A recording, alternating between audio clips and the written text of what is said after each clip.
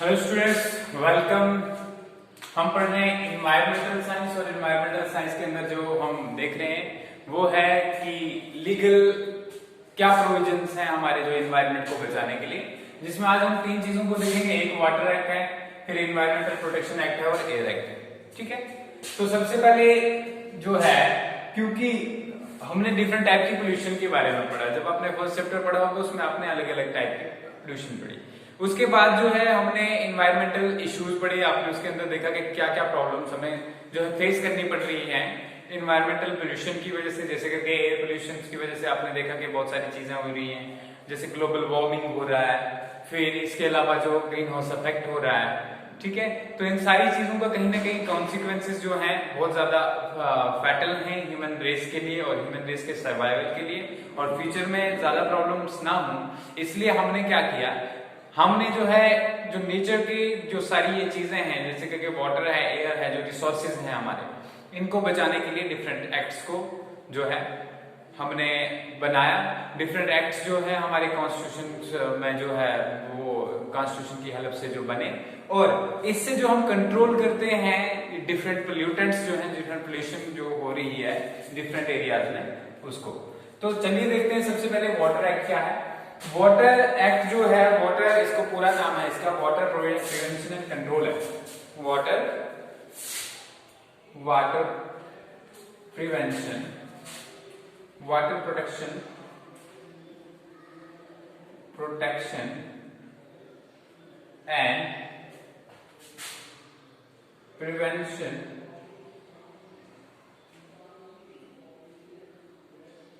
Of pollution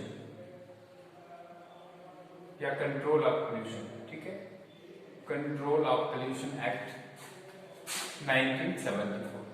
ठीक है, 1974 में गवर्नमेंट ऑफ इंडिया ने एक एक्ट बनाया, और इस एक्ट को किस लिए बनाया गया, क्योंकि वाटर बॉडीज में ज्यादा से ज्यादा पोल्यूशन होने लगी।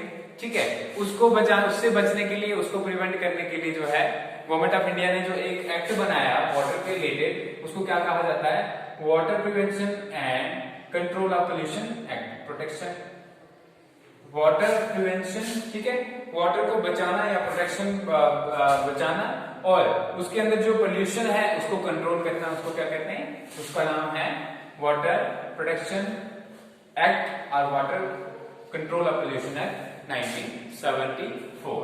ठीक है, अब हम देखते हैं क्या है ये एक्ट और इसका एम क्या है।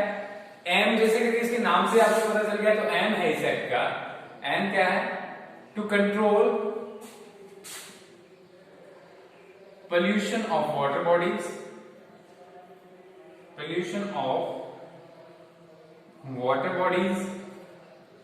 पहला इसका प्रोविजन क्या है कि वाटर बॉडी की जो पोल्यूशन है उसको कंट्रोल करना है। Number 2, to provide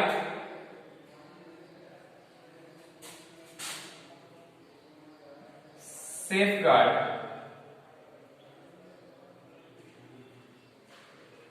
measures to water bodies, safeguard water bodies को कैसे बचाया जाए उसके लिए मेजर्स जो है वो करने।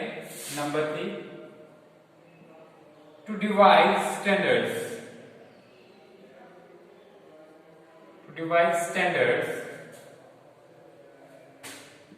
of discharge of effluents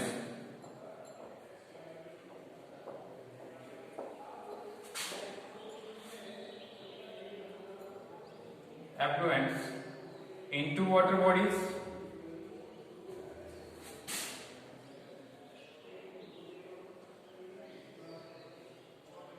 ठीक है, ये हो गया। ठीक है, इसके बाद जो है to maintain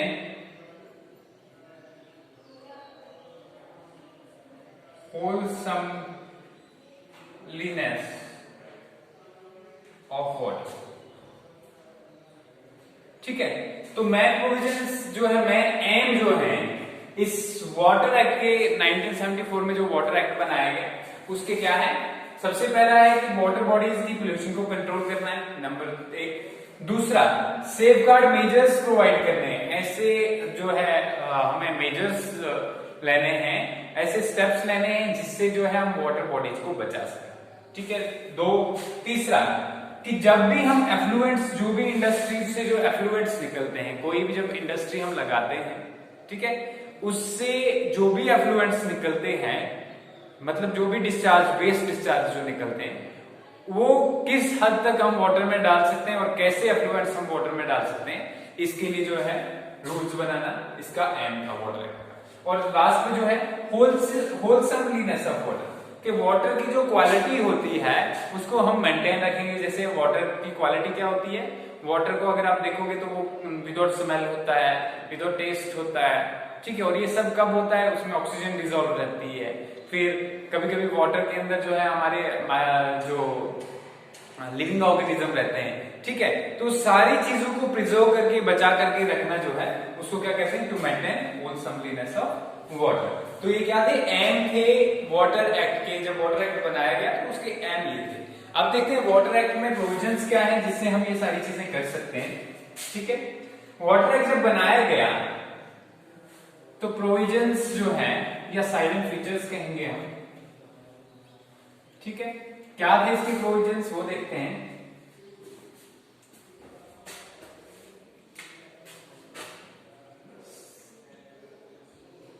salient features oblique provisions, ठीक है। जब वाटर एक्ट बनाया गया तो वाटर एक्ट के अंदर जो है क्या बनाया गया, बोर्ड्स बनाएंगे। क्या बनाएंगे, बोर्ड्स बनाएंगे, ठीक है। This act provides for the formation of boards. और बोर्ड्स कौन से बने, एक बना central pollution control board, central pollution control board, ठीक है। और दूसरा बना स्टेट पोल्यूशन कंट्रोल बोर्ड, ठीक है।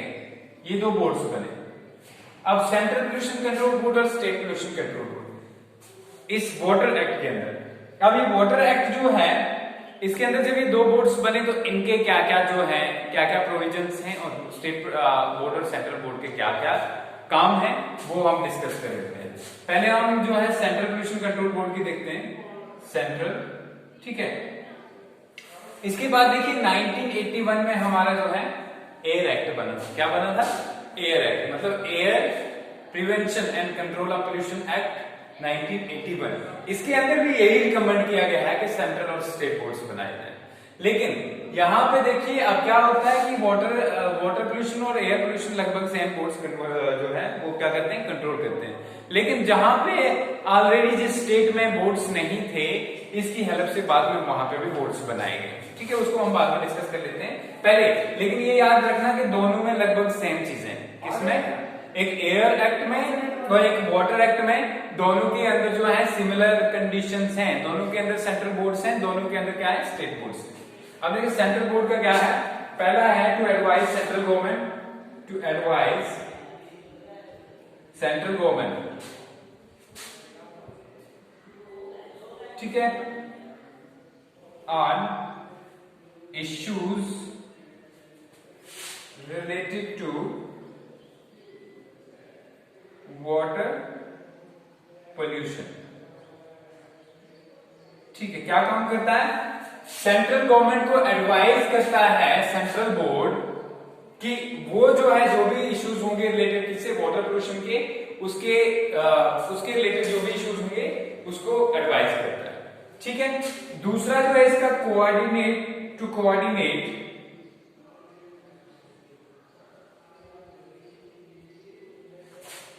स्टेट पोल्यूशन कंट्रोल बोर्ड, ठीक है। तो स्टेट पोल्यूशन कंट्रोल बोर्ड जो होते हैं उनको भी कौन करता है, सेंट्रल बोर्ड ही कंट्रोल करता है, ठीक है। इसके बाद अगर हम तीसरी बात करें सेंट्रल बोर्ड की क्या है, तो develops comprehensive प्लान। ठीक है, ये क्या करता है, कॉम्प्रिहेंसिव प्लान बनाता है जिसके बेस पे पूरे देश के अंदर जो है वो मेजर्स सेट किए जाते हैं। ठीक है, और स्टैंडर्ड सेट किए जाते हैं जिसके बेस पे जो है वाटर की पोल्यूशन को कैसे नापा जाए, कैसे कम किया जाए, इसके बारे में डिस्कस किया जाता है। ये हो गए 3। उसके बाद और क्या है इसके,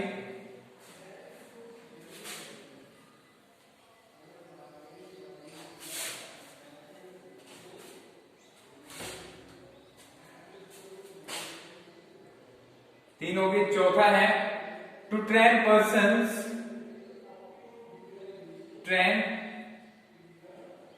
persons involved in pollution control strategy।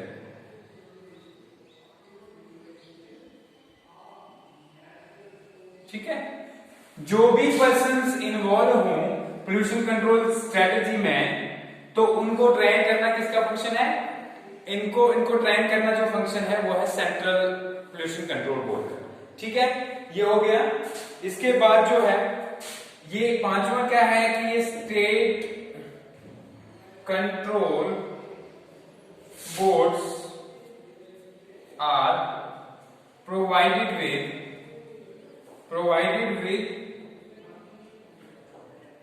Technical assistance.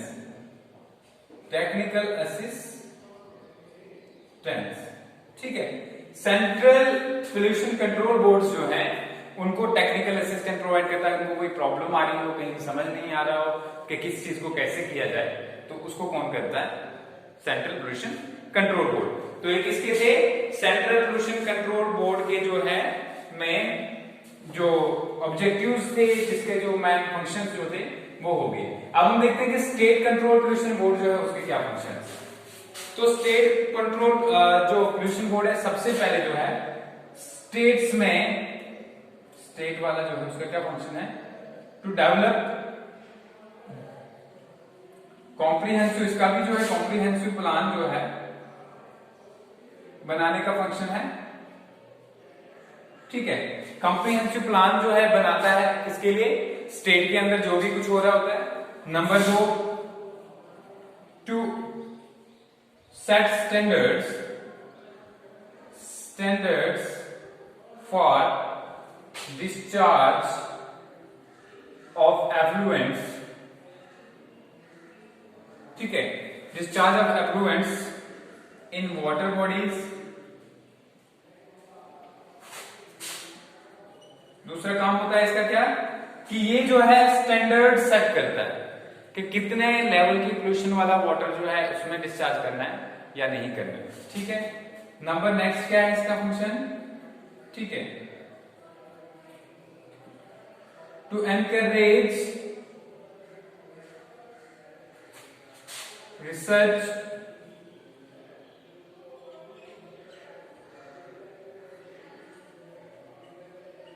research in pollution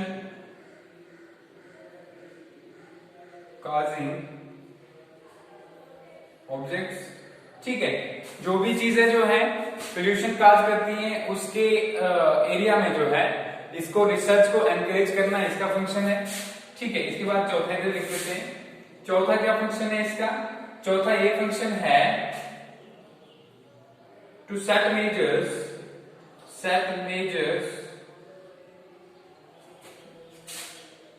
for providing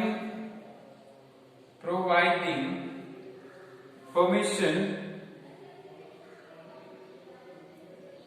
to persons of industry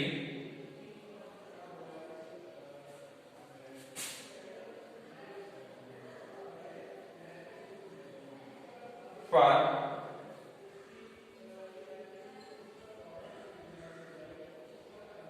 permission to take an action। Regarding business.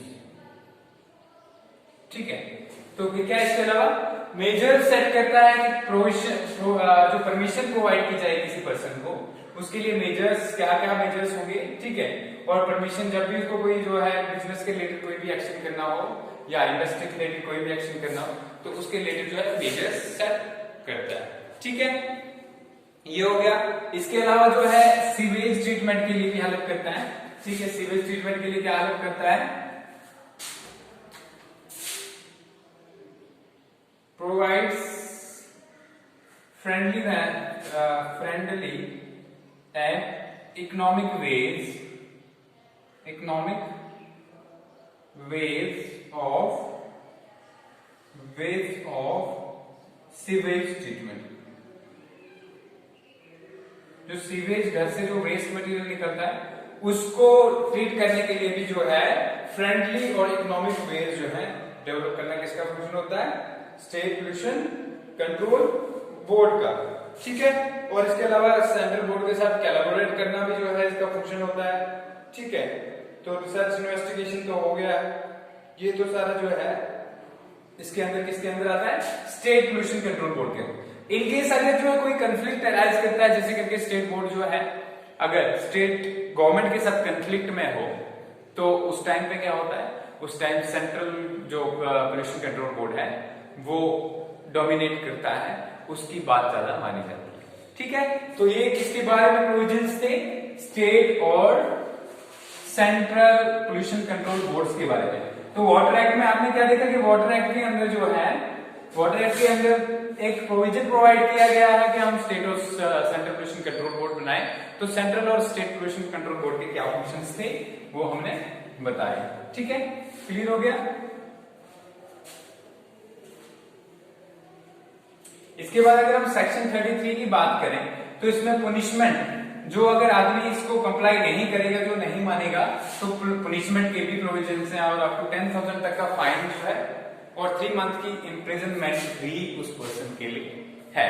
और लाइसेंसिंग के लिए जो है, जैसे कोई इंडस्ट्री कोई भी खोलता है तो लाइसेंसिंग के लिए इंडस्ट्री खोलने के लिए जो लाइसेंस है वो कौन प्रोवाइड करता है, सेंट्रल और स्टेट पोल्यूशन कंट्रोल बोर्ड। देखो यहां तक तो ये हो गया कि क्या हो गया, वाटर एक्ट। अब देखेंगे एयर एक्ट सिमिलर है, कोई चेंजेस नहीं है। ठीक है, सेम, सिर्फ फर्क क्या हो गया कि इसमें जो है जहां जिन जिन स्टेट्स में अभी तक, ये कब हुआ 1981 में और ये कब हुआ था 1974 में, और यहाँ पे 1981 में ये देखा गया कि किस किस स्टेट में अभी जो है पोल्यूशन कंट्रोल बोर्ड नहीं खुले हैं, स्टेट पोल्यूशन कंट्रोल बोर्ड, तो उसमें जो दोबारा खोलने के लिए कहा गया। रेस्ट ऑफ प्रोविजन सेम रहेंगे। ठीक है, पोल्यूशन कंट्रोल बोर्ड सेट हो गए एक बार, उसके बाद क्या प्रोविजंस रहेंगे कि इनकी अगर देखा जाए पोल्यूशन कंट्रोल बोर्ड्स जो है ये जो है क्या करते हैं, ये पैसा जो है ले सकते हैं, इनका अपना बजट होता है। ठीक है, और जो इनको बेनिफिट होता है, जो जहां से ये पैसा कलेक्ट करने के बाद जो है गवर्नमेंट को देते हैं और अपना खर्चा भी इसी से चलाते हैं। ठीक है, समझ आ गया, तो ये क्लियर हो गया यहाँ पे। अब देखते हैं हम नेक्स्ट जो है हमारा एनवायरमेंटल प्रोटेक्शन एक्ट। मैंने पहले बोल दिया कि air act is similar to water act 1974। Differences देखिए क्या है, वाटर एक्ट में 59 सेक्शंस हैं, कितने 59 सेक्शंस और 7 चैप्टर्स हैं। कोई लिखो या ना लिखो इसका कोई ज्यादा कोई मैटर नहीं करता। ठीक है, इसके बाद अगर हम एयर एक्ट की बात करें 1981 की, तो इसमें जो है 54 चैप्टर्स हैं और 54 सेक्शंस हैं और 7 चैप्टर्स हैं। ठीक है, बाकी रेस्ट इज सिमिलर। ठीक है, दोनों में कोई ज्यादा चेंजेस नहीं। अब हम एयर एक्ट पढ़ते हैं। एयर एक्ट में थोड़ा difference, environmental protection act, EPA जो लिखा मैंने, ये क्या है, environmental protection act. Environmental protection act 1986। ठीक है, तो इस एक्ट को बनाया गया, this act was environmental protection act जो है इसको बनाया गया किसके अंडर, इसको बनाया गया article 253 of constitution of India, constitution of India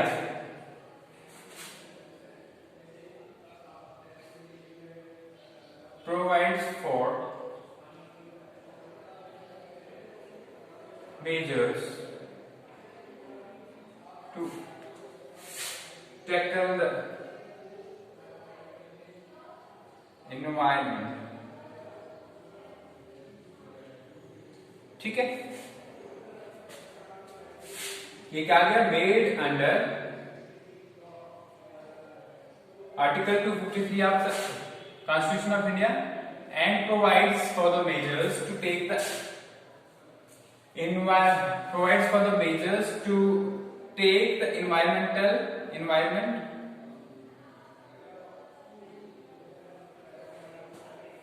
provides for measures to protect the environment।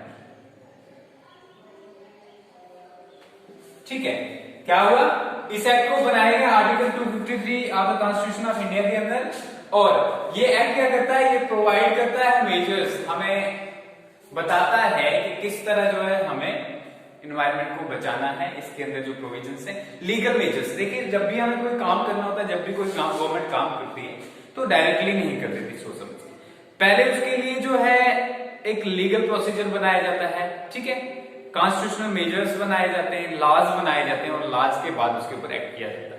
देखिए अगर कोई लॉ अवेलेबल नहीं है तो उसके अंडर गवर्नमेंट काम नहीं कर सकती।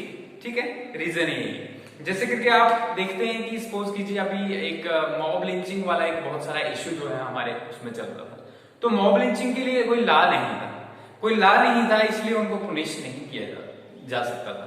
लेकिन बाद में लॉ बन गया। आपको पता है हमारी गवर्नमेंट जो है, हमारा पार्लियामेंट, उसका क्या काम, उसका काम है लॉज बनाना, कानून बनाना, और उन लॉज को फिर बाद में इंप्लीमेंट करना। और जब एक बार जो लॉ बना होगा उसके अंडर गवर्नमेंट जो है काम कर सकती है, इसी लॉज बनाए जाते हैं। तो इसी के लिए वाटर एक्ट बनाया गया, एयर एक्ट बनाया गया, फिर इन्वायरमेंटल प्रोटेक्शन एक्ट बनाया गया। अब देखिए डिफरेंसेस क्या है, डिफरेंसेस क्या है इसमें, 26 जो है सेक्शंस हैं और 4 चैप्टर्स। क्या है, the environmental protection act contains 26 sections and 4 chapters. अब कोई भी एक्ट बनता है तो उसके पार्ट्स होते हैं, एक पार्ट में उसके बारे में बताया होता है कि इसके अंदर क्या क्या होगा, दूसरे पार्ट में उसके अंदर जो है अगर हमने कोई कॉन्स्टिट्यूशनल बॉडी बनाई, ये कोई बॉडी बना दी है, जैसे हमने वहां पे बोर्ड्स बनाए थे, उसके लिए अलग होगा। सेक्शन 3 में सेंट्रल बोर्ड, सेक्शन 4 में स्टेट बोर्ड। ठीक है, सेक्शन 33 में प्रोविजंस के कैसे हम उसको जो पनिश करेंगे, तो वो सारे सेक्शंस होते हैं। ठीक है, तो इसी तरीके से इसमें कितने सेक्शंस हैं, 26 सेक्शंस हैं और 4 चैप्टर्स हैं। अब हम देखते हैं कि इसका क्या डिफरेंस है। डिफरेंस ये है कि एनवायरमेंटल प्रोटेक्शन एक्ट ने कोई बोर्ड शोर्ड नहीं बनाए, इसने सेंट्रल गवर्नमेंट को एम्पावर किया। इसको एम्पावर किया, सेंट्रल गवर्नमेंट को एम्पावर किया। तो क्या साइलेंट फीचर्स है, पहले इसके हम वो देख लेते हैं। एम क्या थी इसकी, एम थी इसकी to protect environment and its components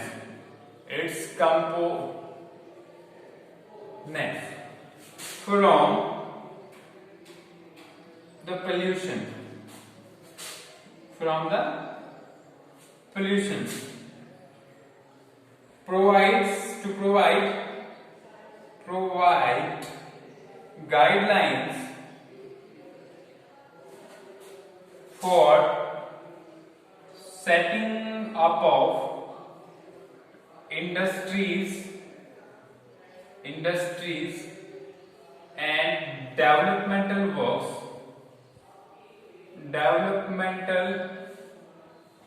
works। ठीक है, that may impact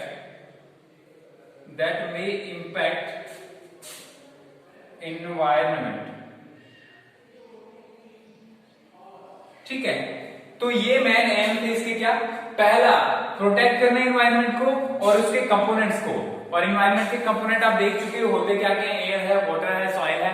ठीक है, ये सारे जो है जिनको रिसोर्सेज भी कहते हैं हम, तो इनको प्रोटेक्ट करना। दूसरा किससे प्रोटेक्ट करना, पोल्यूशन से प्रोटेक्ट करना। और ये सारे क्वेश्चंस आप पढ़ चुके हो, थोड़ा थोड़ा आप उसमें ऐड कर सकते हो। ठीक है, फिर उसके बाद जो है provide guidelines for setting up of industries, industries की के सेटअप के लिए गाइडलाइंस प्रोवाइड करना, ये भी किसका काम है, इन्वायरमेंटल प्रोटेक्शन एक्ट का। और ऐसे डेवलपमेंटल वर्क जो इन्वायरमेंट पे इंपैक्ट कर सकते हैं, ठीक है, वो जो है इसका एम था, इसका इन्वायरमेंटल प्रोटेक्शन एक्ट का, ठीक है। अब देखते हैं कि ये जो है बैकग्राउंड में क्या हुआ।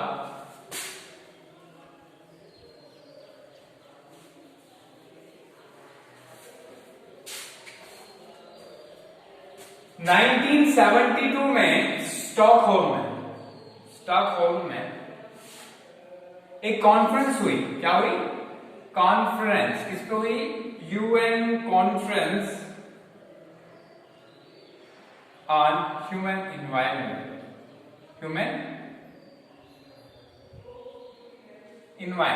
तो इसमें इंडिया ने पार्टिसिपेट किया, इंडिया ने भी। तो इसमें ये बताया गया कि इन्वायरमेंट को प्रोटेक्ट करने की हमें क्यों जरूरत है, क्योंकि सारी की सारी पोल्यूशन जो हो रही है इसकी वजह से जो इंटर रिलेटेड इंपैक्ट्स हैं इसके और अर्थ के ऊपर जो है बहुत ही सीरियस कॉन्सिक्वेंसेज हो सकते हैं इस चीज के। तो इसका बैकग्राउंड में यही है कि हिस्ट्री कहां से स्टार्ट हुई थी 1972 में। उसके बाद ही हमने सारे एक्ट बनाए, चाहे वाटर एक्ट बनाया, एयर एक्ट बनाया, या फिर जो इन्वायरमेंटल प्रोटेक्शन एक्ट बनाया।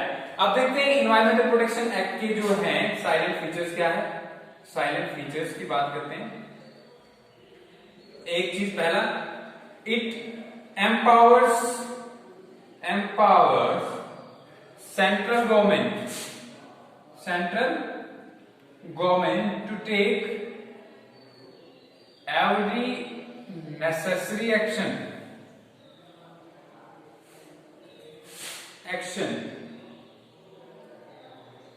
to safeguard environment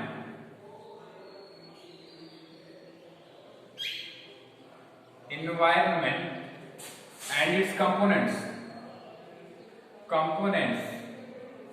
that is air, water, soil, ठीक है। अब इसमें सारा आ गया, फॉरेस्ट, ठीक है, वाइल्ड लाइफ, समझ गए।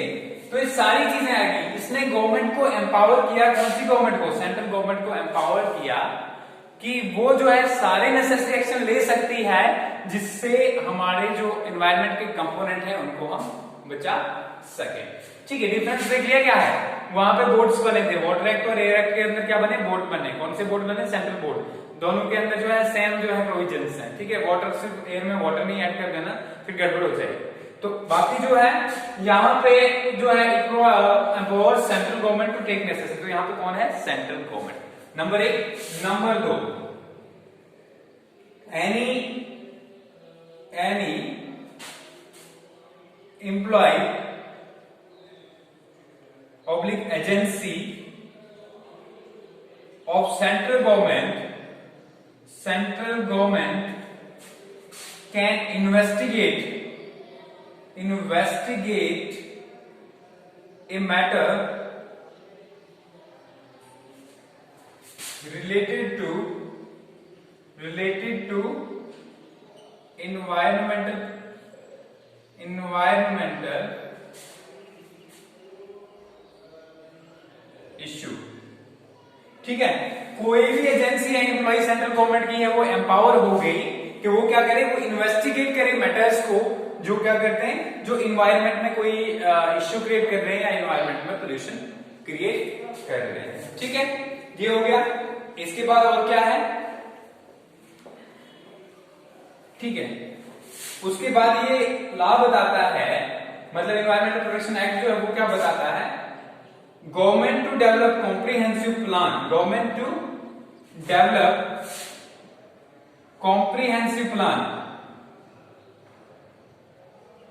plans for environment protection,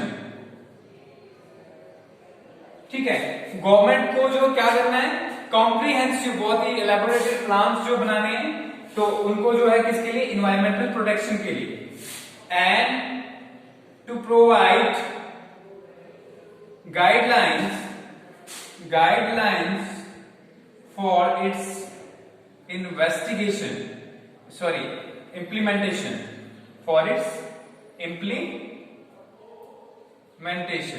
ठीक है, एक तो प्लान्स बनाने हैं, सिर्फ प्लान्स ही बना के नहीं रखने हैं, उसको इंप्लीमेंट भी करना है। ठीक है, समझ आ गई। नंबर 4 जो है, it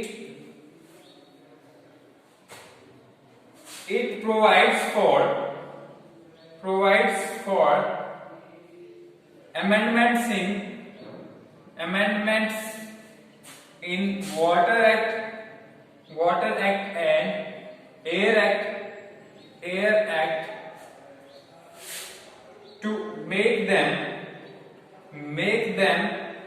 at par with EPA Environmental Protection Act 1986। ठीक है, तो अमेंडमेंट्स के लिए प्रोवाइड करता है किसमें, वाटर एक्ट और एयर एक्ट में, ताकि उनको जो है EPA 1966 के लेवल पे लाया जा सके। ठीक है, इसके अलावा और क्या है, it provides for penal action and imprisonment for violators जो भी हैं उनकी इम्प्रिजनमेंट के लिए जो है पेनल एक्शन के लिए प्रोवाइड करता है क्या, एनवायरमेंटल प्रोटेक्शन एक्ट। ठीक है, समझ आ गया।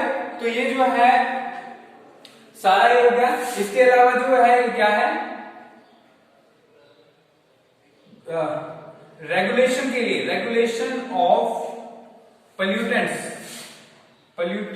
ठीक है, रेगुलेशन ऑफ पोल्यूटेंट्स के लिए जो है उसके लिए भी हेल्प करता है। इसके अलावा वाइल्ड लाइफ प्रोटेक्शन एक्ट भी जो है उसको भी कंसीडर करता है, जो हमारे डिफरेंट लेवल्स की बायोडाइवर्सिटी है उसको कंजर्व करने के लिए हेल्प करता है। तो क्लियरेंस लेना बहुत ही इंपॉर्टेंट हो जाता है लोगों के लिए। जैसे कोई भी डेवलपमेंटल एक्ट है, कहीं आपने रोड बनाना है, कंस्ट्रक्शन करना है, तो उसके लिए जो है सबसे पहले इन्वायरमेंटल क्लियरेंस लेना बहुत जरूरी हो जाता है। ठीक है, और सेंट्रल गवर्नमेंट की कोई भी एजेंसी जो जिसको सेंट्रल गवर्नमेंट चाहे उसको इन्वॉल्व कर सकती है और इन्वेस्टिगेट कर सकती है। तो यहाँ पे कौन इन्वॉल्व है, सेंट्रल गवर्नमेंट, जबकि वाटर एक्ट और उसके अंदर कौन था, पोल्यूशन कंट्रोल बोर्ड्स थे। ठीक है, सेंट्रल पोल्यूशन कंट्रोल बोर्ड और state pollution control board. Clear हो गया। इसके अलावा एक और चीज रह गई यहाँ पे, ठीक है, क्या चीज रह गई कि लेबोरेटरीज, वाटर एक्ट और एयर एक्ट के अंदर भी जो है लेबोरेटरीज प्रोवाइड की जाती है। Laboratories, opening of laboratories in state and central level. ठीक है, डिफरेंट स्टेट्स में जो है लेबोरेटरीज ओपन की जाती है जो क्या करें, एनालाइज करें डिफरेंट टाइप की पोल्यूशंस को। ठीक है, समझ गए। तो ये सारी चीजें हो गई हमारे जो कॉन्स्टिट्यूशनल प्रोविजंस हैं या जो लीगल प्रोविजंस हैं हमारे एनवायरनमेंट को बचाने के लिए, उसमें ये 3 चीज आ गई। वाटर एक्ट आ गया, एनवायरमेंटल प्रोटेक्शन एक्ट आ गया,